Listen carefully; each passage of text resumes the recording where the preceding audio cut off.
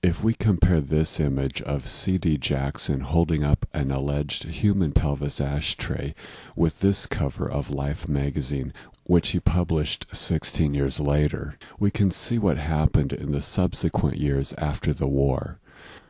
Who would have thought, but the same Americans who helped create the Holocaust myth then went on to create the Cold War. The methods of the C.D. Jackson crowd were so successful at denazifying Europe that they then tried to decommunize Europe and the world. Communism now becomes the dum-dum portrayal of evil used to justify war. This can be seen by the deliberately terrible picture of Khrushchev. And look where they're taking us. But it's 1961, and John F. Kennedy doesn't want to commit combat troops into Vietnam, much to C.D. Jackson's dismay.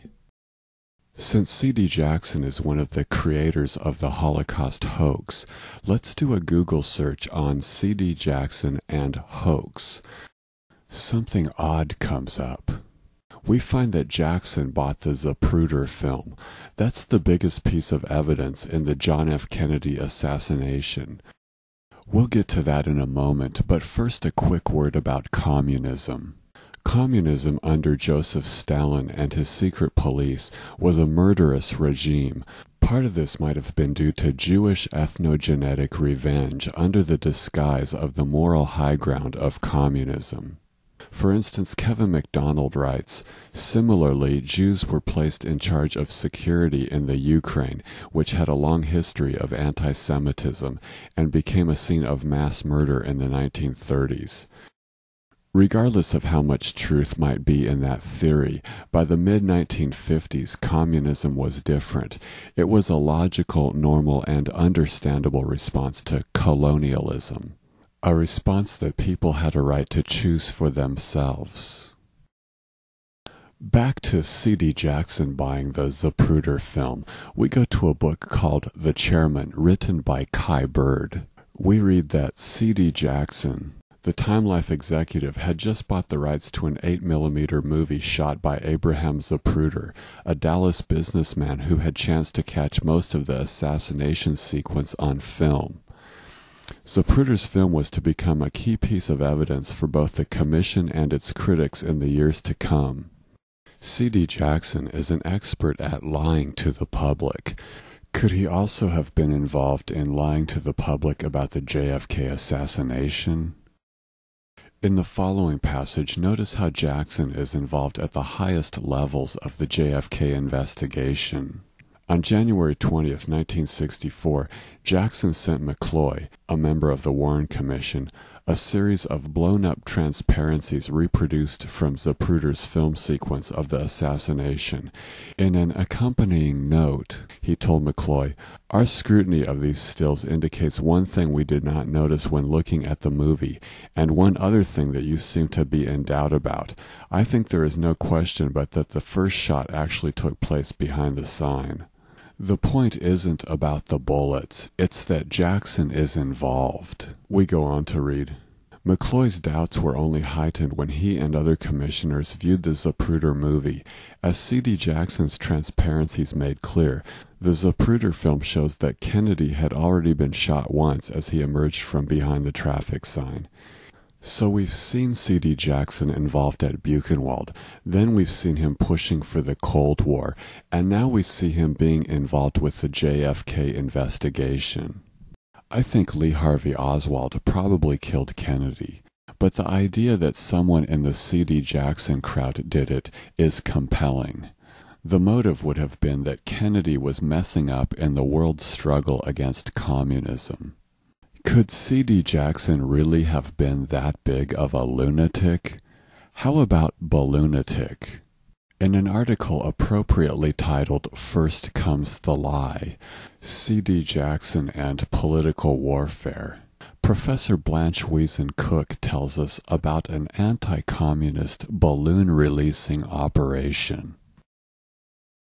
C.D. Jackson was acknowledged as the leading balloonatic and was particularly delighted by the success of this project, especially the helplessness of the authorities to do anything about it.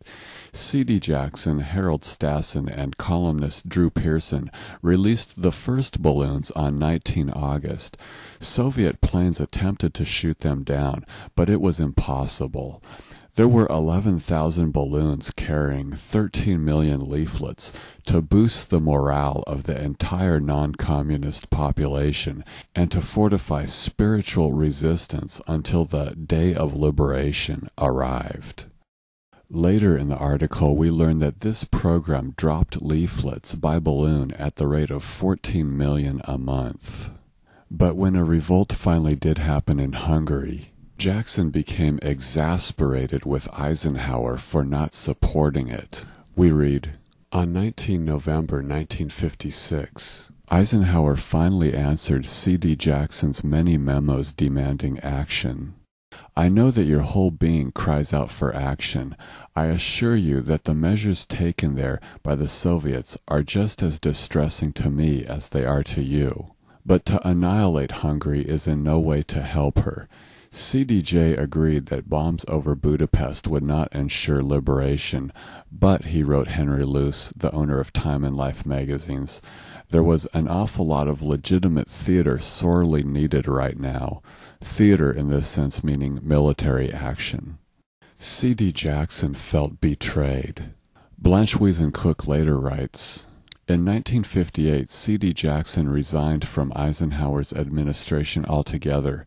From that moment on, Time Inc. shifted allegiance and began to promote John F. Kennedy for the presidency, presumably because they thought Kennedy would take a stronger military stance against communism. So you can imagine C.D. Jackson's feelings toward Kennedy after the Bay of Pigs invasion. Let's watch a video about the Bay of Pigs. In February 1960, Mikoyan, deputy premier of the Soviet Union, comes to Cuba.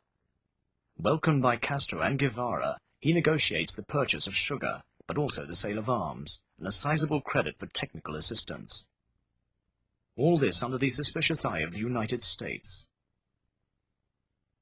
3 months later, Che asked the North American oil companies to refine Soviet crude. The companies refused. Castro expects military intervention and prepares to meet it.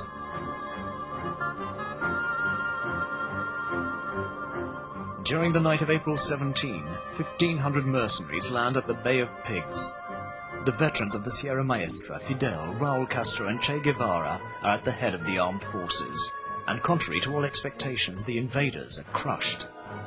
It is a complete fiasco and a humiliation for Kennedy, the newly elected President of the United States. Girón es un símbolo para todos los pueblos oprimidos. Playa Girón es la primera derrota del imperialismo en América Latina, pero también es una de las primeras derrotas del imperialismo en escala mundial. That's a pig dressed up as Uncle Sam holding a bag of dollars being kicked out of Cuba.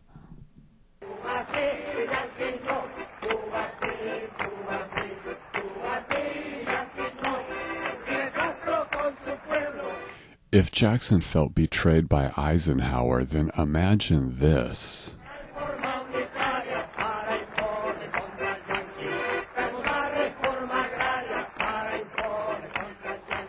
And what about Vietnam, our next showdown? If you look at a table of American deaths in Vietnam, they start in 1964. Kennedy got shot at the end of 1963. When he was shot, the number was close to 0. Later, it was 58,000. It's as if Kennedy had been a roadblock to that escalation. In other words, the Bay of Pigs and not committing combat units into Vietnam may have been motives for American anti-communists to assassinate Kennedy. And those American anti-communists tend to be the founding members of the CIA, who are now ex-members and disgruntled. We find an example on the Warren Commission of all places, Allen Dulles. But he shouldn't be on the commission, he should be on the list of suspects. In the book The Mighty Wurlitzer, How the CIA Played America, by Professor Hugh Wilford, we see a picture of a man smoking a pipe. That's Allen Dulles, member of the Warren Commission. And in the book we learn that after the Bay of Pigs, Kennedy forced Dulles out of the CIA. We read, Dulles stepped down in November 1961, his publicly brave face concealing a profound inner sense of humiliation and betrayal. We were in good hands when C.D. Jackson shared the Zapruder film with Allen Dulles and John McCloy. And these three all know each other well. They are among the secret founders of Radio Free Europe, the station that encouraged the Hungarians to revolt. When you read this book, and this book, all about the CIA in the 1950s, you get a profile of a sequel to the Holocaust myth.